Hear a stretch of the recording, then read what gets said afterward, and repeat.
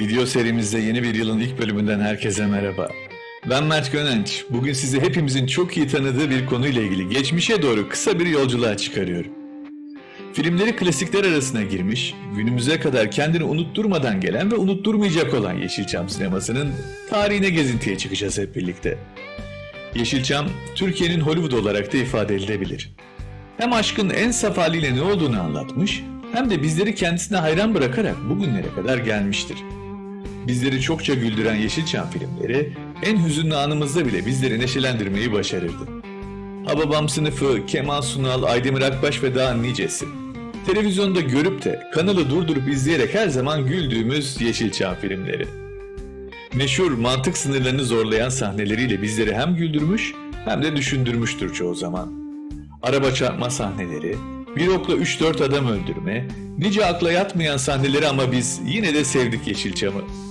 Yeşilçam dostluğu, aşkı, komediyi anlatırken bize aynı zamanda ihaneti, insanların nasıl kötü olabileceğini anlattı.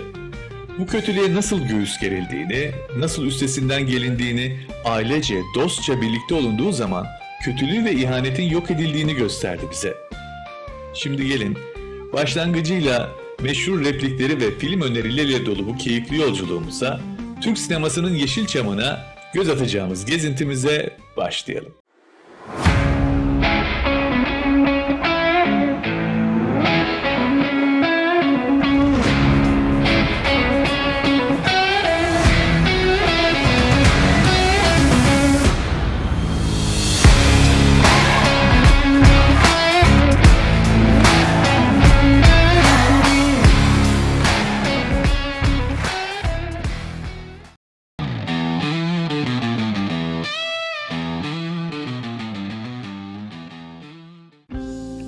Türkiye sineması dediğimizde aklımıza ilk olarak Yeşilçam dönemi gelse de aslında kökleri çok daha eskiye dayanıyor.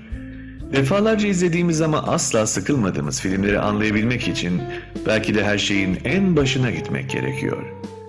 Sinemanın icadı için genel olarak kabul edilen tarih 1895 senesidir ve o yıldan itibaren sinema dünyanın her yerine çok kısa bir süre içerisinde sirayet etmiştir. Örneğin 2. Abdülhamit'e ve saray ahalisine Yıldız Sarayı'nda bir hokkabaz tarafından film gösteriminin gerçekleştirilmesi sinemanın icadından çok kısa bir süre sonra gerçekleşmiştir. 2. Abdülhamit döneminde sinemanın ilk kez Anadolu'ya geldiği tahmin ediliyor. Osmanlı döneminde ilk toplu sinema gösterimi ise 1896 ile 1897 yılları arasında Sigmund Weinberg tarafından İstanbul'da yapıldı. Bu gösterimde Lumière kardeşler yapımı Trenin Gara Girişi filmi izleyicilerle buluştu.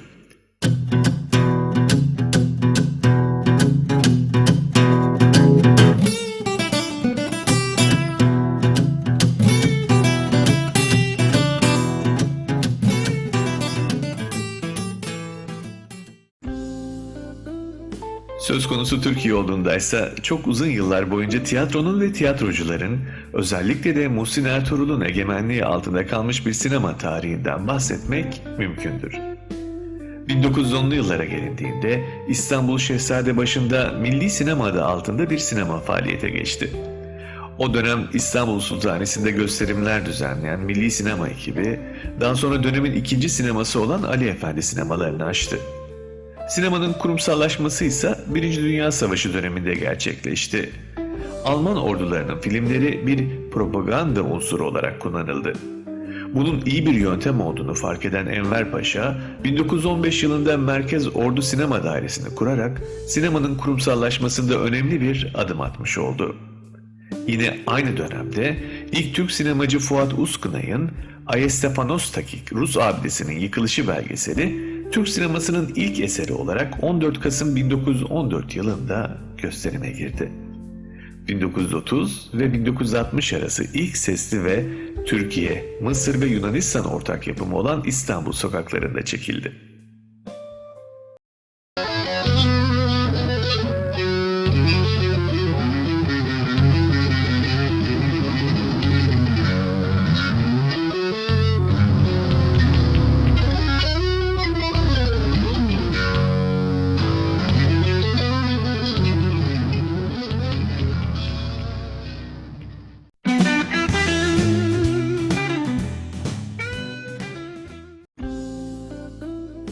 Tiyatrocular dönemi, Türkiye sinemasında tiyatro kökenli sanatçıların bütünüyle egemen oldukları bir dönemdi. Dolayısıyla bu süre boyunca sinema ile tiyatro arasındaki ayrım çizgisi oluşmadı ve tiyatroya ilişkin alışkanlıklar sonraki yıllarda da etkili olacak biçimde baskın geldi. Muhsin Ertuğrul ile başladığı kabul edilen tiyatrocular dönemiyle modern anlamda Türkiye sinemacılığının adımları atılmış oldu. 17 sene boyunca yazar, yönetmen, senarist, yapımcı ve oyuncu olarak sinemaya katkıda bulunan Ertuğrul, 1922 yılında Kemal ve Şakir Seden kardeşlerle anlaşarak ilk film stüdyosunu kurmaya karar verdi. Böylelikle Haliç'te orduya ait olan Defterdar Mensucat Fabrikası'nın bir pavyonu kiralanarak stüdyo haline getirildi. Stüdyo kurulduktan sonra Muhsin Ertuğrul'un çektiği ilk film İstanbul'da Bir Facia Aşk oldu. Muhsin Ertuğrul'un çektiği filmleri daha sonra Boğaziçi Esrarı, Ateşten Gömlek, Kız Kulesi'nde Bir Facia, Leblebici Horror ve Sözde Kızlar takip etti.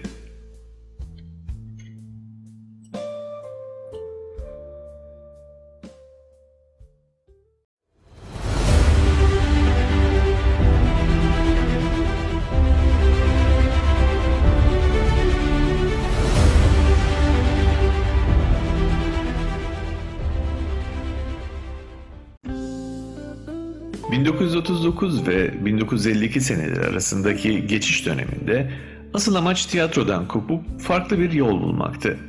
Bu dönemin önde gelen sinemacılarının birçoğu yurt dışında eğitim alan ve aynı zamanda ses mühendisliği ve fotoğraf gibi alanlarda da eğitim görmüş kişilerdi. Geçiş döneminin en önemli ismi ise Faruk Kenç'ti. Yönetmenliğini yaptığı Taş Parçası filmiyle döneminde dikkatleri çekmeyi başarmıştı. Bu film tiyatro havasında çekilmiş olmasına rağmen yeni bir mizansen anlayışının yanında ilk kez 3 boyutlu dekorların kullanımıyla da dikkat çekti.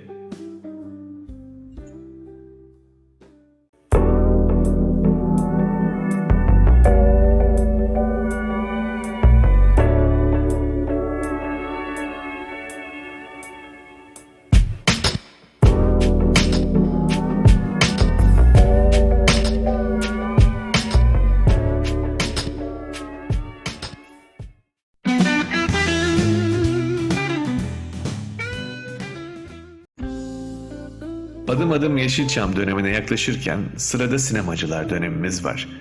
1948 yılında Türkiye sineması kökten değiştirecek bir düzenleme ile belediye eğlence resmi desteğiyle birçok film şirketi kuruldu. Sinemacılar döneminden söz ederken üzerinde öncelikle durulması gereken isim Lütfi Ömer Akat'tır.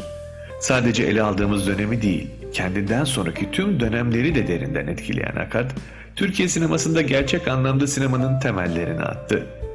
Bugün sinema eleştirmenleri ve tarihçiler tarafından sinemacılar dönemi olarak isimlendirilen dönem, Akat'ın oyuncu ve çevre seçimiyle ve kurgusuyla kameranın ilk kez sokağa taşındığı filmleriyle başlatılıyor. Lütfi Ömer Akat'ın yanı sıra diğer isimlerine baktığımızda Metin Erksan, Atıf Yılmaz Batıbeki, Osman Fahir Seden ve Memduh Ün gibi sinemanın mihenk taşlarını görebiliyoruz. Sinema ile ilişkisini önce sinema eleştirmenliği, daha sonra da abi Çetin Karaman Bey'in asistanlığını yaparak kuran ve Türk sinemasında kendine has anlatımıyla tanınan Metin Erksan'ın ilk başarılı yapıtı 1958'de çektiği Dokuz Dağın Efesi oldu. Erksan'ın bu döneme ait söz edilmesi gereken bir diğer filmi de tutarlı senaryosu, görüntüleri ve kurgusuyla Gecelerin Ötesiydi.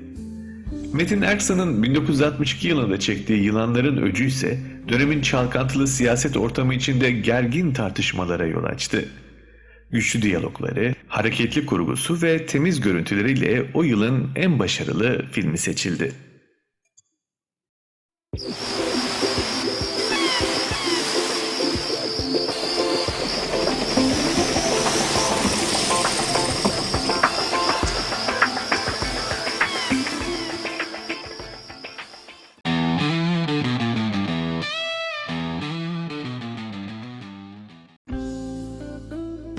Sinema tarihimizin başlangıcına ve geçen süreçlere yaptığımız bu kısa yolculuktan sonra şimdi altın yıllar diye de ifade edilen Yeşilçam sinemasına geçiyoruz.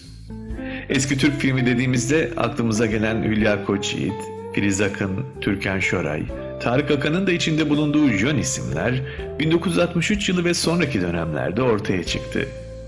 Sinemamızın altın çağı olarak da bilinen bu dönemde Türkiye sinemasının üretim verimliliği en üst noktaya çıktı. Bu dönemde kaliteli Türk filmleri birbiri ardına vizyona giriyordu. 1967'den itibaren hızla artan renkli filmler piyasaya hakim oldu. Hatta bu dönem Türkiye sineması Amerikan sinemasının bile önündeydi. 1966 yılında Türkiye sineması 241 filmle dünya uzun metraj film üretimi sıralamasında 4. sırada yer alıyordu. Türkiye'de 1971 ve 1980 yılları arasında geçen süre zarfında başta siyasi ve ekonomik alanlarda olmak üzere birçok konuda köklü değişiklikler olmuştur. Siyasi, ekonomik ve sosyolojik değişimler her sektörü olduğu gibi sinema sektörünü de etkiledi. Televizyona artan ilgi, kitleleri sinemadan uzaklaştırdı ve sinema salonları kapanmaya başladı. 1977 yılında Türk sinemasına yasal düzenlemeler hazırlamak, yurt dışında film haftaları düzenlemek, yurt dışındaki festivallere katılacak filmlerin altyazı kopyalarını üretmek gibi görevleri yerine getirmesi maksadıyla Kültür Bakanlığı'na bağlı Sinema Dairesi Başkanlığı kuruldu.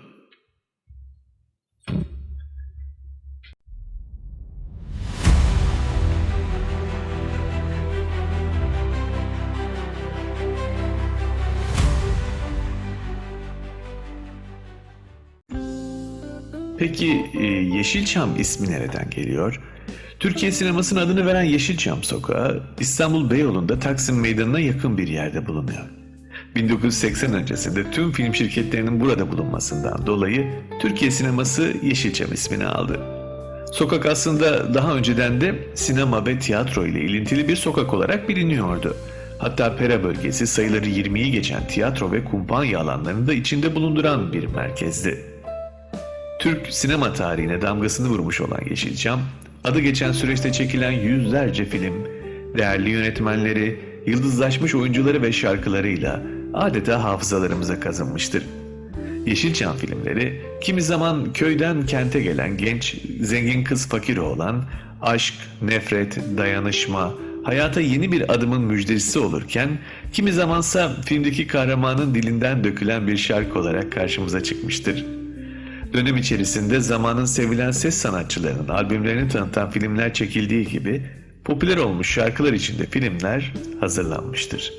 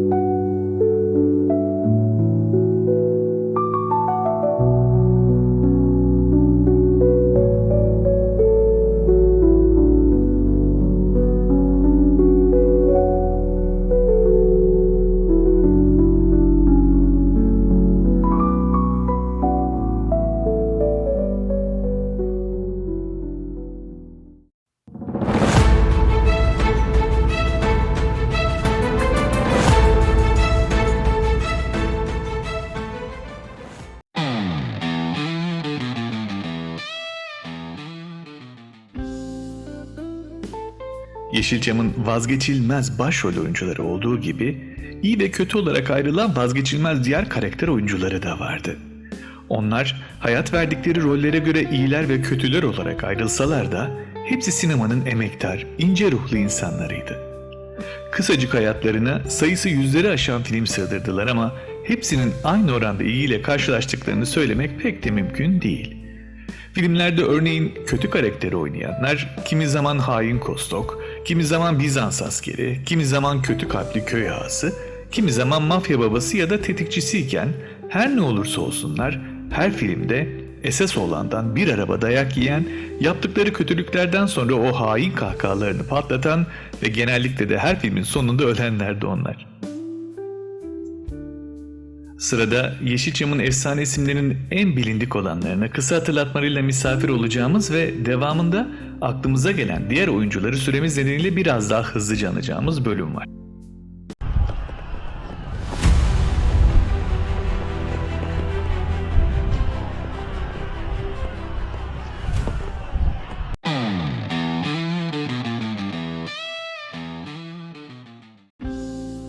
Yeşilçam'ı Yeşilçam sineması yapan en önemli parçaların başında hiç şüphesiz bugün efsaneleşmiş yıldız oyuncuları vardır. Şimdi gelin Yeşilçam sinemasının sevilmesini sağlamış bu unutulmaz oyuncularını kısaca hatırlayarak yolculuğumuza devam edelim.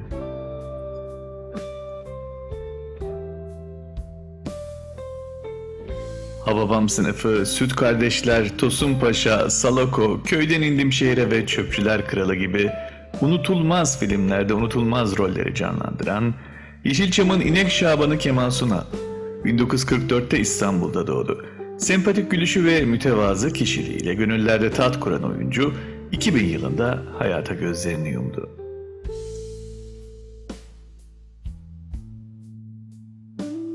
...1954 İstanbul doğumlu olan güzel Yeşilçam oyuncusu Gülşen Bubukoğlu'nun en unutulmaz filmleri arasında Ah Nerede, Gırgırye ve Bizim Kız yer alıyor.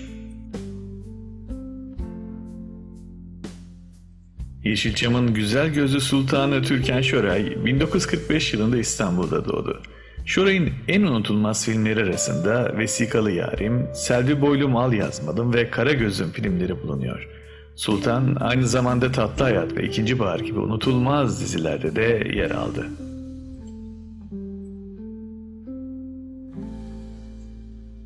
Yeşilçam'ın damat Ferit'i Tarık Akan 1949 yılında İstanbul'da doğdu. Hababam sınıfı, Ah Nerede, Oh Olsun ve Mavi Boncuk gibi filmleriyle Yeşilçam'ın unutulmaz oyuncularından biri olan Tarık Akan 2016 yılında İstanbul'da vefat etti.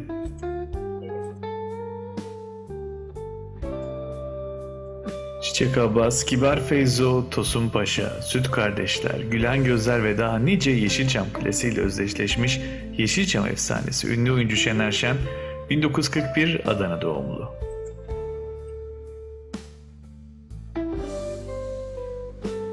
...1943 Ankara doğumlu güzel Yeşilçam oyuncusu Filiz Akın, Yeşilçam'da hüküm süren yufka yürekli kadınları esmer aktrislerin oynaması klişesini yıkmıştır.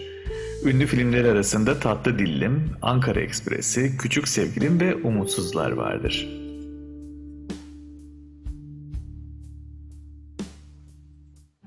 ...1940 İstanbul doğumlu Yeşilçam Şön Edison'un en önemli filmleri arasında Güllü Geliyor Güllü, Ankara Ekspresi ve Sezercik Aslan Parçası vardır.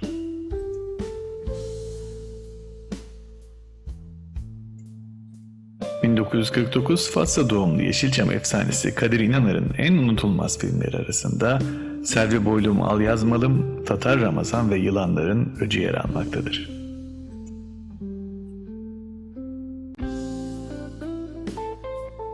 Yeşilçam'ın erkek fatosu Fatma Girik. Türkan Şoray, Hülya Koçyiğit ve Filiz Akın'la birlikte Türk sinemasının en büyük 4 kadın oyuncusundan biridir.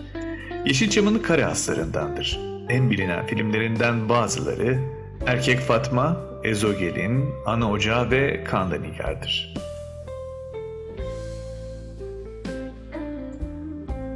Türk sinemasının en büyük 4 kadın oyuncusundan biri olan Hülya Koçyiğit, 1947 İstanbul doğumludur. En unutulmaz filmleri arasında Susuz Yaz, Gülşah, Sev Kardeşim ve Sezercik Yavrum Benim vardır.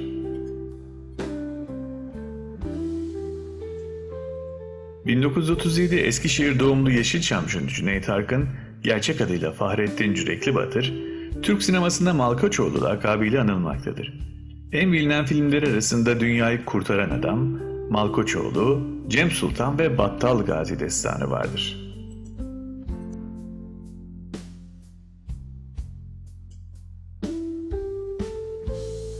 ...1925 İstanbul doğumlu usta sanatçı Sadri Alışık, Turist Ömer rolüyle özdeşleşmiştir. Ayhan Işık'la ayrılmaz birer ikiliydiler. 500'den fazla filmde rol almış Sadri Alışık'ın en bilinen filmleri arasında Şaka ile Karışık, Turist Ömer Uzay Yolunda ve Karakolda Ayna Var yer alır.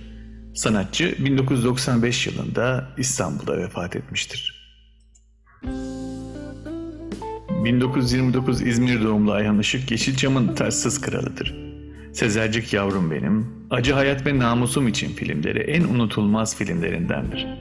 Ünlü Yeşilçam aktörü 1979 yılında İstanbul'da vefat etmiştir.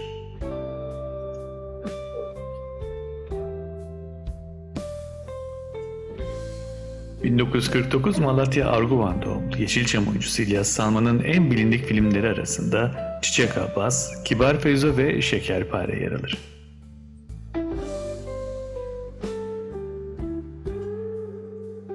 Hababam sınıfının yufka yürekli Hafize anası rolüyle hafızalara kazanan Adile Naşit, gerçek adıyla Adela Özcan, 1930 İstanbul doğumludur.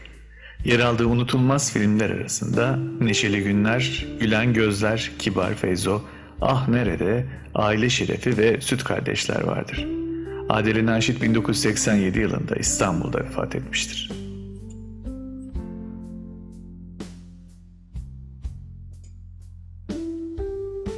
Hababam sınıfında canlandırdığı Kel Mahmut lakaplı sert görünüşlü ama iyi kalpli okul müdürü rolüyle kalbimizi kazanan Münir Özkul, 1925 İstanbul doğumludur.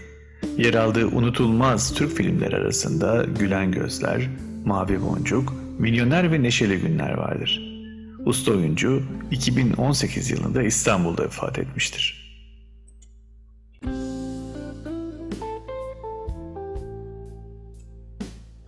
...1944 yılında İstanbul'da doğan ünlü Yeşilçam aktristi Ayşen Guruda'nın yer aldığı unutulmaz filmler arasında Tosun Paşa, Çöpçüler Kralı, Süt Kardeşler, Gülen Gözler, Çiçek Abbas ve Hababam sınıfı tatilde yer alır.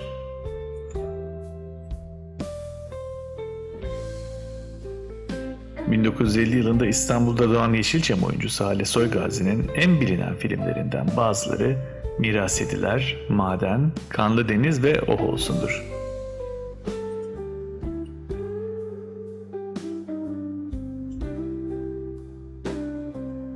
Yeşilçam'ın jönlerinden biri olan Kartal Tibet, 1938 Ankara doğumludur. Oyunculuğun yanı sıra yönetmenlik ve senaristlik de yapmıştır. Yer aldığı filmlerden en bilinenleri Çalı Kuşu ve Sevemez Kimse Seni'dir. Tarkan ve Karaoğlan rolleriyle de unutulmazdır.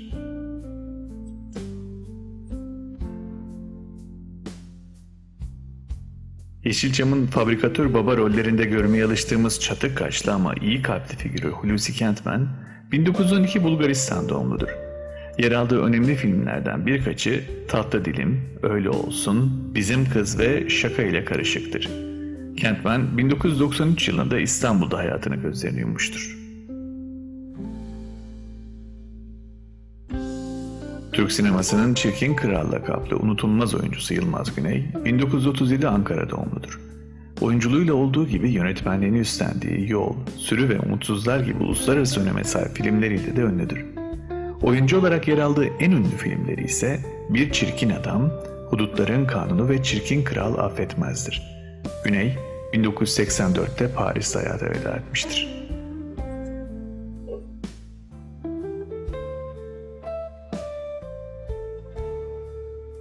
Zeki Alasya 1943 İstanbul doğumludur. Metin Akpınar'la Yeşilçam'ın Zeki Metin'e ayrılmaz birer ikilisidirler. En bilinen filmler arasında Köyden İndim Şehire, Mavi Boncuk, Her Gönülde Bir Aslan Yatar, Hasip ile Nasip ve Güler Misin Ağlar Mısın vardır. 2015 yılında İstanbul'da vefat etmiştir.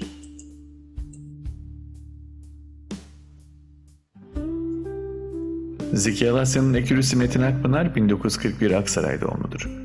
En bilinen filmleri arasında Köyden İndim Şehire, Mavi Boncuk, Her Gönülde Bir Aslan Yatar, Hasip ile Nasip ve Güler Misin Ağlar Mısın vardır.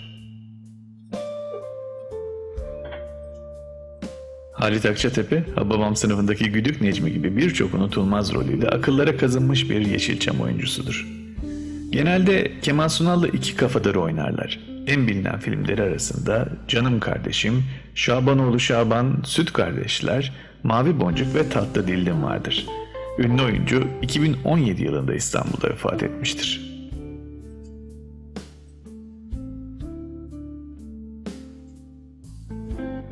Yeşilçam'ın mavi gözlü güzeli Emel Sayın 1945 Sivas doğumludur. En bilinen filmleri arasında Mavi Boncuk, Yalancı Yarim, Çam Sakızı ve Gülizar yer alır.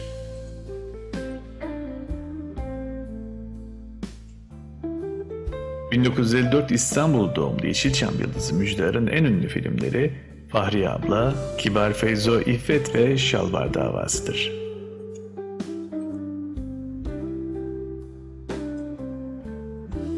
...1932 Ankara doğumlu Yeşilçam oyuncusu Ekrem Bora'nın en bilindik filmlerinden bazıları...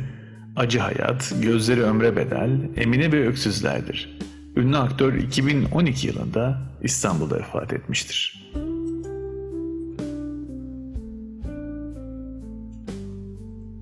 Erol Taş, Yeşilçam'ın kötü adam karakterleriyle tanınan aktörü, 1926 Erzurum doğumludur. Susuz Yaz, Yılanların Öcü, Hudutların Kanunu ve Yılmayan Şeytan yer aldığı Türk filmlerinden bazılarıdır. 1998 yılında İstanbul'da hayata veda etmiştir.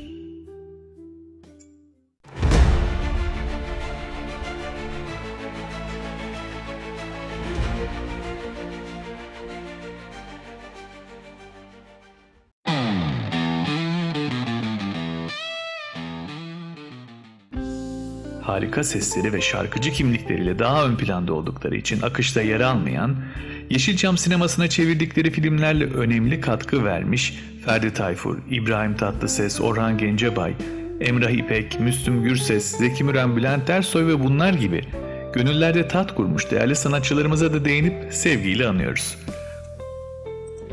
Fotoğraflar arka arkaya akarken eminim sizler de bazı oyuncuların isimlerini hatırlayamayacak ama aklımıza kazınmış yüzlerini dün görmüş gibi anımsayacaksınız.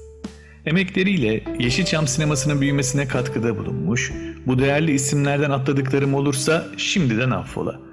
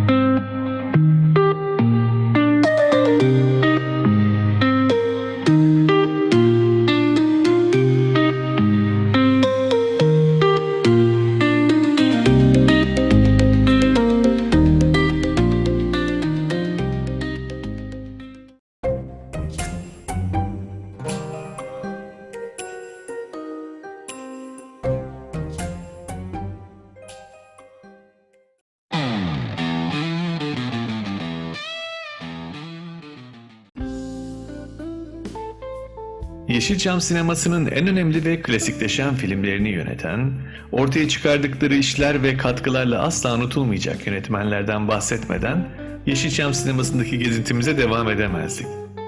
Evet, şimdi sırada geniş kitlere ulaşmayı başarmış değerli yönetmenlerimiz var. Bunlardan bahsedeceğim ilk isim Ertem Eğilmez. Günümüzde de 7'den 70'e herkesi güldüren filmlerin başarılı yönetmeni Ertem Eğilmez, Arabesk, Salak Milyoner, Habamam Sınıfı, Namuslu, Süt Kardeşler, Gülen Gözler, Şabanoğlu Şaban, Köyden İndim Şehire, Mavi Boncuk, Oh Olsun, Banker Bilo, Erkek Güzeli Sefil Bilo, Aşık Oldum, Canım Kardeşim, Sev Kardeşim ve Yolu Güzeli gibi hafızalarımıza kazınmış Yeşilçam filmlerine imzasını atmıştır.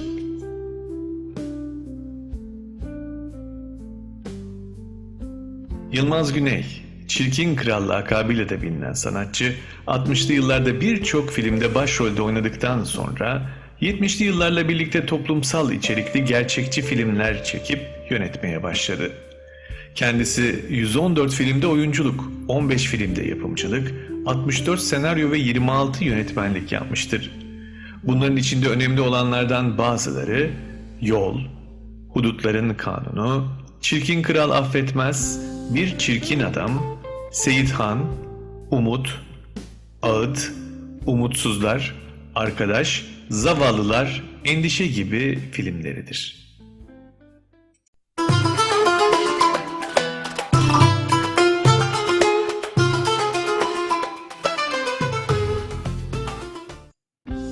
Yavuz Turgul. Senarist ve gazeteci kimlikleriyle de çok iyi bilinen Turgul, Fahriye Abla, Muhsin Bey gibi klasikler arasına girmiş eserlerle birlikte aşk filmlerinin unutulmaz yönetmeni olarak listemizde yerini alan isimlerden oldu.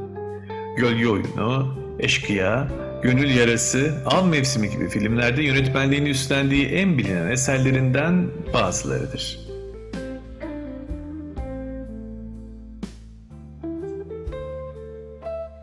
Şerif Gören, ustası Yılmaz Güney gibi Yeşilçam'ın içinden yetişmiş bir sinemacı olan Gören, uzun süre senaryo denemeleri yazdı ve Yılmaz Güney'in asistanlığını yaptı. Yol, Yılanların Öcü, Endişe, Köprü, Deprem, Darbe, Evlidir Ne Yapsa Yeridir, Almanya Acı Vatan, abuk subuk bir film, Aşkı Ben Mi Yarattım, Feryadı Gücüm Yok, Tomruk, Derman, Firar, Polisay, Amerikalı imzası bulunan filmlerden bazılarıdır.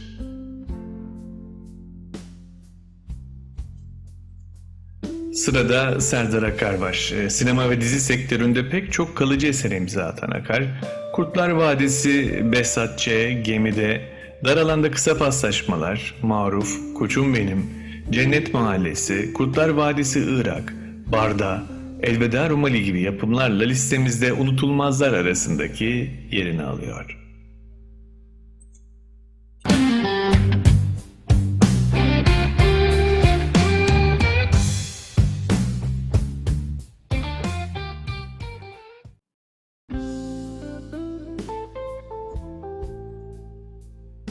Zeki Demirkubuz, filmlerinde en çok göze çarpan tema yalnızlık olarak dikkat çeken başarılı yönetmen Demirkubuz, C Blok, Masumiyet, 3. Sayfa, İtiraf, Yazgı, Bekleme Odası, Kader, Kıskanmak, Yeraltı, Bulantı gibi filmleriyle listemizdeki yerini alıyor.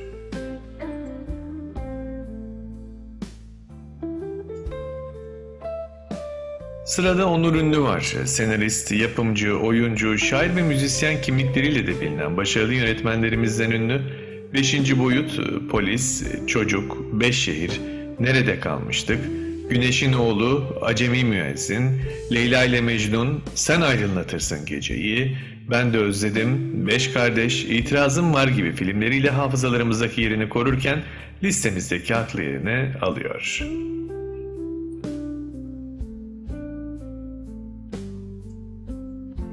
Yönetmen ve aynı zamanda senaryo yazarı olan Çağan Irmak, Unutursam Fısılda, Tamam Mıyız, Dedemin İnsanları, Prensesin Uykusu, Karanlıktakiler, Issız Adam, Ulak, Babam ve Oğlum, Mustafa Hakkında Her Şey, Bana Şans Dile, Çilekli Pasta, Keşanlı Ali Destanı, Yol Arkadaşım, Kabuslar Evi, Çemberimde Gül Oya, Asmalı Konak, Şaşı Felek Çıkmazı, Günaydın İstanbul Kardeş, Mahallenin Muhtarları gibi hafızalarımızdaki yerlerini koruyan değerli yapımların yönetmenliğini yapmıştır.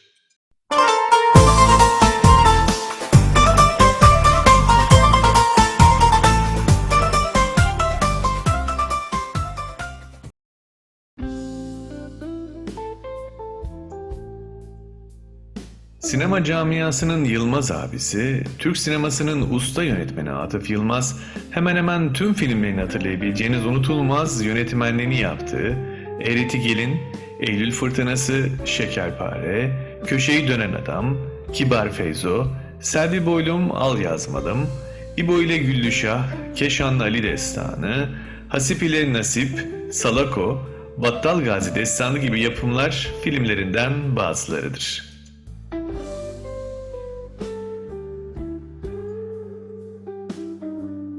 Nuri Bilge Ceylan, senarist ve fotoğrafçı kimlikleri de bulunan ünlü yönetmen, 1997 yılından itibaren çektiği uzun metrajlı filmlerle birçok ödül kazanmış ve uluslararası alanda tanınmıştır.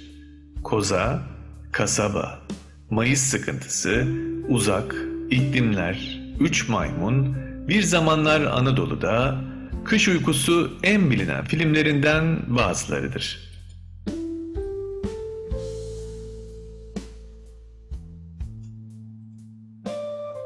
Kartal Tibet, 1960'lardan 80'lere dek Türk sinemasının en önde gelen jönlerinden olan Tibet, oyuncu ve yönetmen kimliğiyle Yeşilçam sinemasına hizmet etmiştir. Tosun Paşa, Cennetin Çocukları, Sultan, Hababam Sınıfı 9 Doğuruyor, Şark Bülbülü, Umudumuz Şaban, Zübük, Sevgi Dünyası, Gol Kralı, Annem Annem, Mutlu Ol Yeter, Gırgırye, Davaro, İffet, Süper Baba, Deli Deli Küpeli, Koltuk Belası, Japon İşi, İnatçı ve bunlar gibi pek çok filmde imzası bulunmaktadır.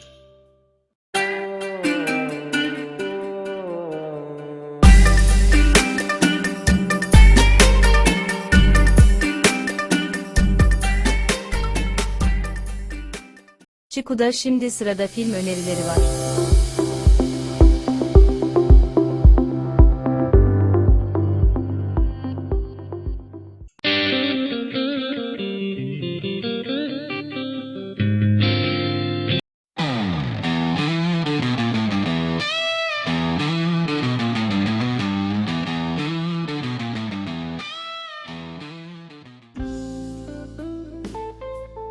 Türk sinemasının uluslararası alanda ödül alan ve ses getiren filmleri hiç şüphesiz özellikle de sinema severlerin her zaman dikkatini çekiyor. Geçmişten bugüne yurt dışında yapılan festivallerde ödüller kazanarak bizleri gururlandıran ve bazı önemli Türk yapımlarına ve konularına göz atıyoruz şimdi de. Susuz Yaz, 1964 yılı yapımı bir film. Türkiye'de sansür engeline takılan, bu nedenle de ilk gösterimi Haziran 1964'te Berlin Film Festivali'nde yapılan, bu festivalin büyük ödülü olan Altın Ayı'yı kazanmış ve Türk sinema tarihinde uluslararası ödül kazanan ilk film olmuştur. Yönetmenliğini Metin Erksan'ın yaptığı filmdeki karakterlerden Osman, kendi arazisinde çıkan su nedeniyle köylülerle çatışma halindedir. Bu su kavgası nedeniyle kardeşi Hasan da hapse düşmüştür. Osman'ın niyeti hem suya hem de yengesi Bahar'a sahip olmaktır.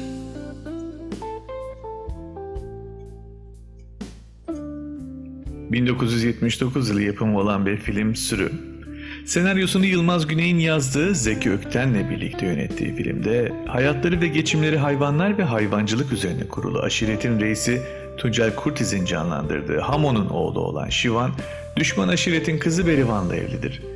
Hayvancılığın eskisi gibi para getirmemesi yüzünden durumu bozulan Hamo, oğlunun aşiretten ayrılmak istemesiyle çılgına döner. Hamo ve oğulları adamlarıyla birlikte son sürüyü Ankara'da satmak için trenle yola çıkarlar.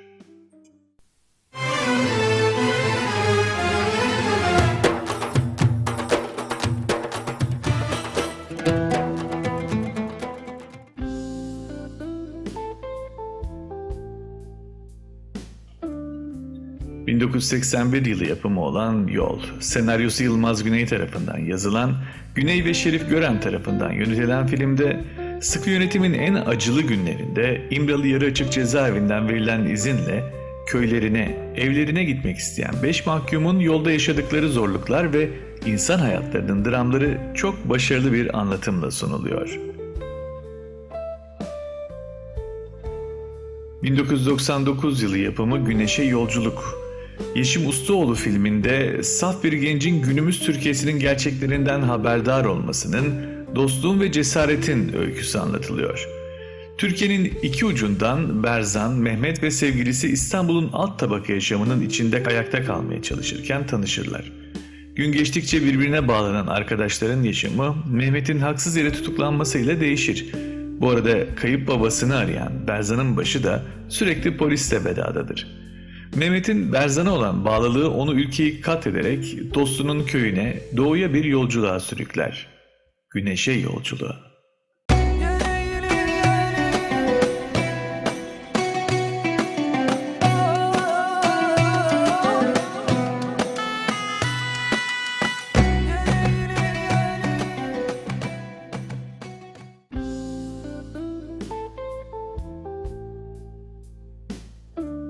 ...2002 yılı yapımı Uzak. Yönetmeni Nuri Bilge Ceylan'ın 2002 yılında çektiği bol ödüllü film Uzak filminde Yusuf kasabada ona bir gelecek olmadığına karar vererek İstanbul'a gelmiştir.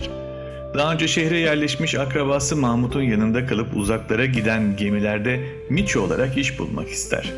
İdeallerine ulaşmak için her şeyi yapmaya hazırdır. Fotoğrafçı Mahmut ise idealleriyle arasının gitgide açıldığının bilincindedir. Üstelik kendini bu durumdan kurtarmak için de hiçbir şey yapamaz ya da yapmaya yanaşmaz.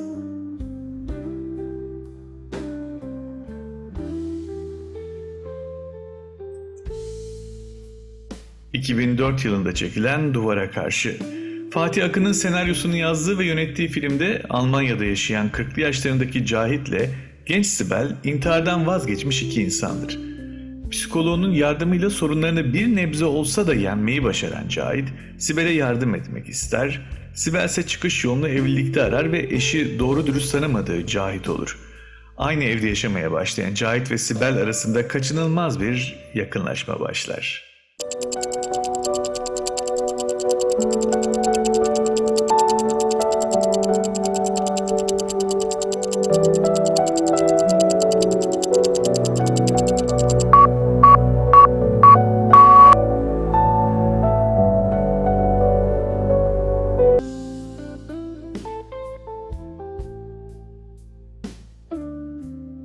...2005 yılında çevrilen Takva, yönetmenliğini Ömer Kızıltan'ın yaptığı filmdir.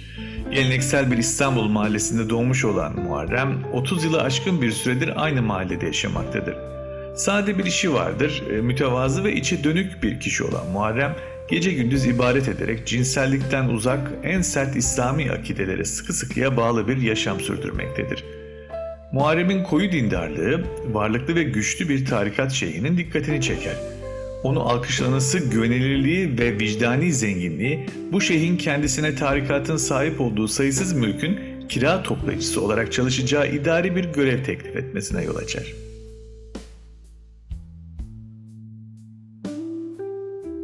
...2007 yılı yapımı bir film Yaşamın Kıyısında. Türk-Alman yapımı Fatih Akın filminde 6 insan, 6 biyografi, 6 hayat yazgısal bir şekilde iç içe geçiyor. Her biri bir yolculuğa çıkıyor, gündüzlerden ve gecelerden geçen, sarp ve dikenli yollardan yaşamın kıyılarında dolaşan ve bizzat yolcuların benliğine giden birer yolculuk. Bir ucu Almanya Bremen'de başlayıp Karadeniz kıyılarına ulaşırken, başka bir uç İstanbul'dan başlayıp Bremen'e ulaşmaktadır.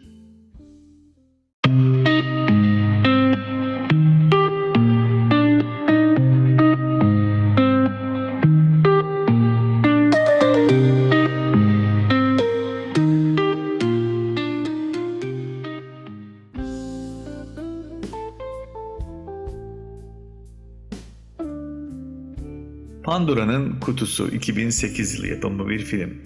Yeşim Ustaoğlu'nun senaryosunu yazdığı ve yönettiği filmde Pandora'nın kutusu bir gün kaybolduğunu öğrendikleri yaşlı annelerinin yaşadığı küçük bir Batı Karadeniz kasabasına doğru yola çıkan 3 kardeşin öyküsünü anlatıyor. Yolculukla beraber kendi sorunları ve aralarındaki gerginlikle ortaya çıkan 3 kardeş, Alzheimer olduğunu öğrendikleri annelerinin yanlarındaki varlığıyla kendi hayatlarını sorgulamaya başlıyorlar. Pandora'nın kutusu yavaş yavaş açılırken anneanne ve torunu arasında filizlenen yakınlık filmin sürprizli finalini hazırlıyor.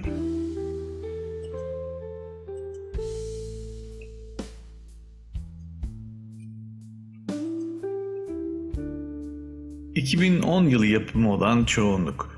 Seren Yüce'nin yazdığı ve yönettiği filmde Mert Kan babasının inşaatlarının getir götür işlerine bakar. Arkadaşlarla alışveriş merkezlerinde sağa solu keser, arabayla turlar. Ne zamanki Gül'le tanışır, boşluğu ve basitliği değerlendirmek için bir fırsat çıkar karşısına.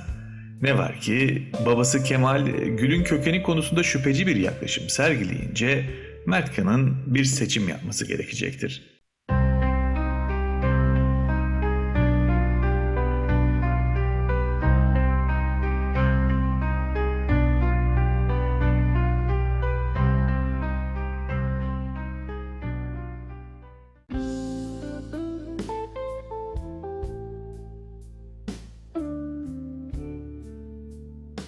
...2010 yılı yapımı olan Bal filminde bir Semih Kaplanoğlu filmi olan bu yapıtta Yusuf ilkokula başlamış okuma yazma öğrenmektedir. Babası Yakup ürkütücü bir ormanın derinliklerinde yüksek ağaçların üzerine kurulmuş el yapımı kovanlarda üretilen kara kovan balcılığı ile uğraşmaktadır.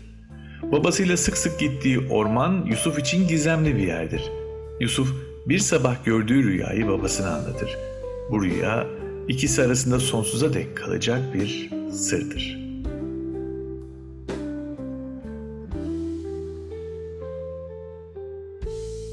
Üç Maymun 2008 yılı yapımı. Türkiye-Fransa-İtalya ortak yapımı Nuri Bilge Ceylan filminde küçük zaafların büyük yalanlara dönüşerek parçaladığı bir ailenin gerçeği örtbas ederek her şeye rağmen bir arada kalma çabasından bahsediyor. Altından kalkamayacağı acılara ya da sorumluluklara maruz kalmamak adına gerçeği bilmek istememek, onu görmemek, duymamak, hakkında konuşmamak ya da günümüz tabiriyle üç maymunu oynamak, onun var olduğu gerçeğini ortadan kaldırır mı?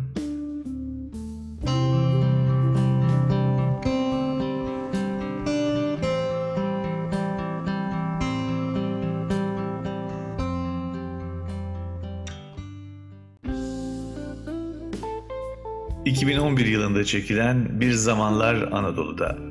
Nuri Bilge Ceylan'ın senaryosunu yazdığı ve yönettiği filmin konusu şöyle. Kasabalarda hayat bozkırın ortasında sürdürülen yolculuklara benzer. Her tepenin ardında yeni ve farklı bir şey çıkacakmış duygusu ama her zaman birbirine benzeyen, incelen, kıvrılan, kaybolan veya uzayan tek düze yollar.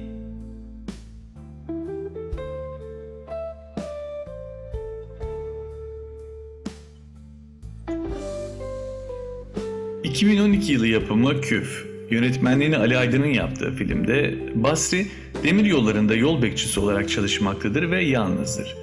Tek oğlu olan Seyfi tam 18 yıl önce okuduğu üniversitede öğrenciyken gözaltına alınmış ve o günden sonra hiç kimse Seyfi'den haber alamamıştır. Bu durumda ne ölüdür Seyfi ne sağ, ne vardır ne de yok. Oğlu kaybolduktan 6 yıl sonra da karısı ölmüştür Basri'nin. Basri, oğlunun kaybından sonra yavaş yavaş toplumdan soyutlamaya başlamıştır kendisini. Onu günden güne çepeçevre saran bir umut yaşatmıştır bugüne kadar. Her gün kontrol etmek için üzerinde yürüdüğü tren yolları, 18 yıldır aralıksız her ayın başında ve ortasında oğlunu bulmaları için yazdığı dilekçeler. Anadolu'nun bereketli toprakları ve onu sarıp sarmalayan uçsuz bucaksız tren yolları, umut ve vicdan.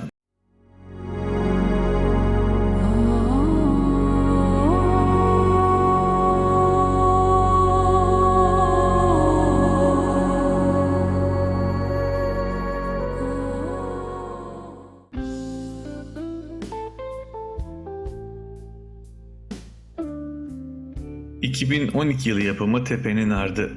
Emin Alper'in ilk uzun metrajlı sinema filmi olma özelliğini de taşıyan Tepenin Ardı'nın içeriği şöyle. Bir western filmini andıran atmosferi ve mekan kullanımıyla gerilim dolu bir aile trajedisini anlatan film, sorunlarıyla yüzleşmek yerine bir düşman ve günah keçisi yaratan egemen erkek kültürünü mercek altına alıyor.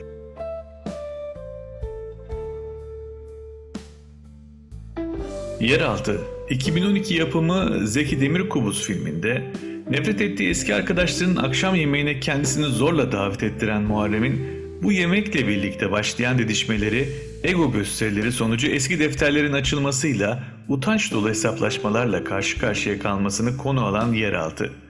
Bireyin varoluşsal sorunlarını irdeleyen bir film.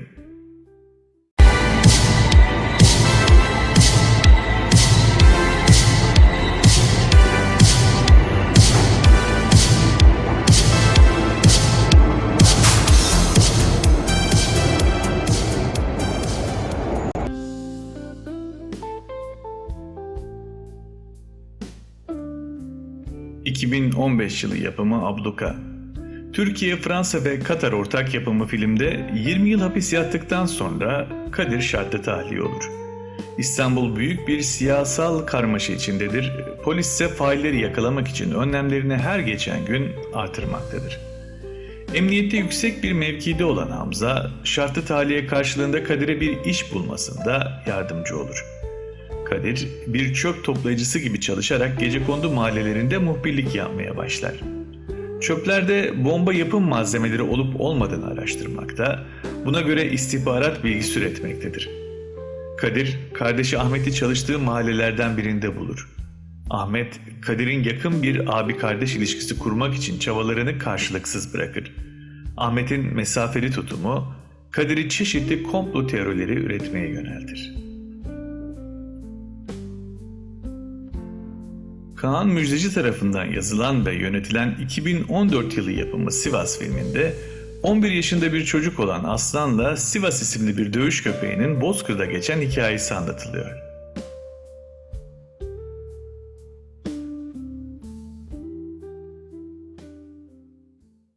...2014 yılı yapımı Kış Uykusu. Nuri Bilge Ceylan tarafından yönetilmiş olan filmde artık emekliye ayrılmış ve emeklilik günlerini geçirmek üzere Orta Anadolu'nun küçük bir şehrine taşınan ve burada bir otelde çalışmaya başlamış eski bir oyuncu olan Aydın'ın eşi ve kardeşi ile sorunlu ilişkisini anlatan filmin çekimlerinin önemli bir kısmı Kapadokya bölgesinde yapıldı.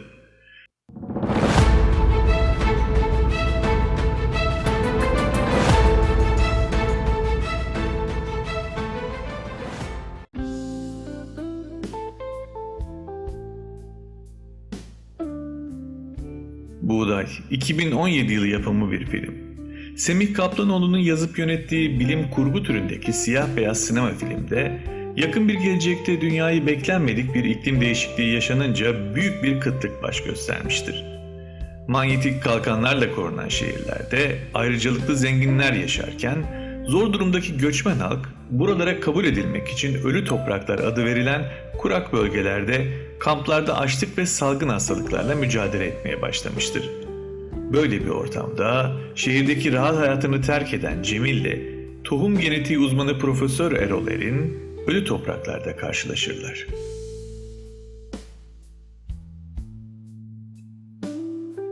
...2016 yılı yapımı bir film olan Albüm.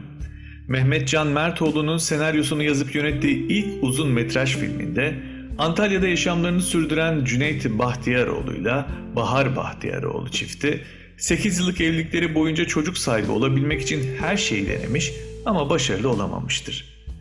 30'lu yaşlarının sonlarına yaklaşmaları nedeniyle bir çocuk evlat edinmek isterler.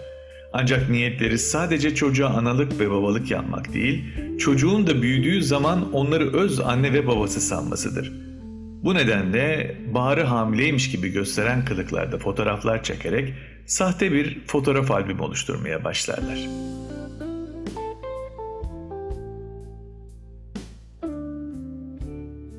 Ana Yurdu 2016 yılı yapımı bir film. Senem Tüzen'in senaryosunu yazıp yönetmenliğini yaptığı Ana Yurdu, romanını bitirmek için anneannesinden kalan köy evine giden Nesrin'e beklenmedik bir şekilde ziyaretine gelen annesi Halise'nin tansiyonu gitgide yükselen öyküsünü anlatıyor.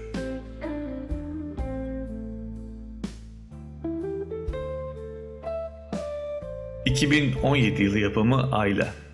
Yönetmenliğini Can Ulkay'ın, senaristliğini ise Yiğit Güralp'in gerçekleştirdiği film, Kore Savaşı'na asker olarak gönderilen Süleyman, savaş esnasında öksüz kalan ve himayesine aldığı küçük Koreli kızla sevgi dolu, samimi bir bağ kurar.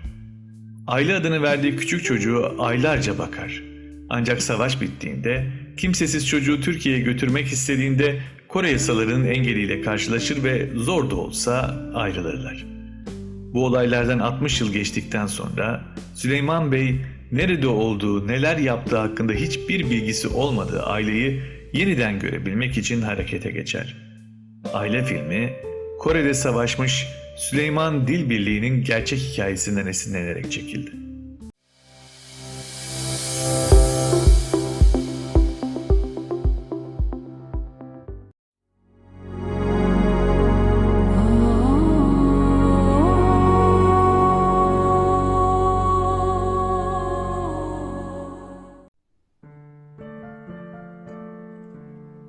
Küçük çocuk baloncuyu büyülenmiş gibi takip ederken şaşkınlığını gizleyemiyordu. Onu hayrete düşüren şey, bizim eve bile sığmaz dediği o güzelim balonların adamı nasıl havaya kaldıramadığıydı. Baloncu dinlenmek için durakladığında o da duruyor, sonra yine takibe koyuluyordu. Bir ara adamın kendisine baktığını fark ederek ona doğru yaklaştı ve bütün cesaretini toplayarak "Baloncu amca," dedi. "Biliyor musun, benim hiç balonum olmadı." Adam çocuğu şöyle bir süzdükten sonra "Param var mı?" diye sordu. "Sen onu söyle." "Bayramda vardı," diye atıldı çocuk. "Önümüzdeki bayram yine olacak." "Öyleyse bayramda gel," dedi adam. "Acelem yok, ben beklerim." Çocuk sessizce geri döndü. O ana kadar balonlardan ayıramadığı gözleri dolu dolu olmuş, yürümeye bile mecali kalmamıştı. Birkaç adım attıktan sonra elinde olmadan tekrar onlara baktığında gördüklerine inanamadı. Balonlar her nasılsa adamın elinden kurtulmuş ve yol kenarındaki büyük bir akasya ağacının dallarına takılmıştı. Çocuk olup bitenleri büyük bir merakla takip ederken baloncu ona doğru dönerek "Küçük," diye seslendi. "Balonları ağaçtan kurtarırsan birini sana veririm." Yapılan teklif yavrucağın aklını başından almıştı. Koşarak ağacın altına doğru yöneldi ve ayakkabılarını aceleyle fırlatıp tırmanmaya başladı. Hedefine adım adım yaklaşırken duyduğu heyecan, bacaklarını kanatan akasya dikenlerinin acısını bile hissettirmiyordu. Sincap çevikliğiyle balonlara ulaştığında bir müddet onları seyretti ve dallara dolanan ipi çözerek baloncuya sarkıttı. Ancak balonlardan birisi iyice sıkıştığından diğerlerinden ayrılmış ve ağaçta takılmıştı. Çocuk onu kurtarmaya kalkışsa dikenlerden patlayacağını çok iyi biliyordu. İster istemez balonu yerinde bırakıp aşağı indi ve adama dönerek "Birini bana verecektiniz," dedi. "Hangisi o?" Adam elini tersiyle burnunu sildikten sonra "Seninki ağaçta kaldı evlat," dedi. "İstersen çık al." Çocuk bu sefer ayakta bile duramadı. Kaldırım kenarına oturup baloncunun uzaklaşmasını bekledikten sonra dallar arasında parlayan balona uzun uzun bakarak "Olsun," diye mırıldandı. "Olsun. Ağacın üzerinde kalsa da bir balonum var ya artık." Hayat akarken bir balon bile çocuğa ne büyük sevinçler yaşatabilirken, sadece paranın derdinde olan büyüklerin kalbi hak yiyecek kadar acımasızlıkla dolu olabiliyor. Farkındalığını ve içindeki çocuğu kaybetmeyen büyüklerin artması dileğiyle.